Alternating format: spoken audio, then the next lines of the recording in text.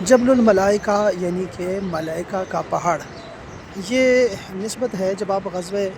بدر جاتے ہیں اور شہدائے بدر کی زیارت کرتے ہیں تو وہاں پر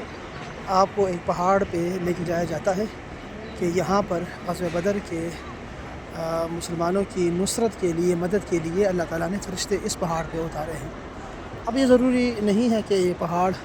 یہی پہاڑ ہو، آس پاس بہت سارے پہاڑ ہیں آپ دیکھ سکتے ہیں، تو کوئی بھی ہو سکتا ہے ان میں سے۔ اور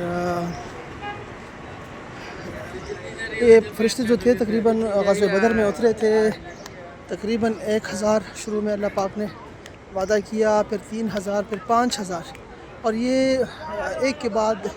دوسرے اترتے رہے، مسلسل فرشتے اترتے رہے مسلمانوں کے نصرت کے لیے۔ بہرحال بہت خوبصورت جگہ ہے، اور فرشتوں کا اترنا تو حق ہے لیکن اس کی جگہ معلوم نہیں ہے۔ بہرحال ان پہاڑوں کے دیکھ کر تو دل خوش ہو جاتا ہے کہ یہاں مسلمانوں کو پہلی فتح نصیب ہوئی ہے۔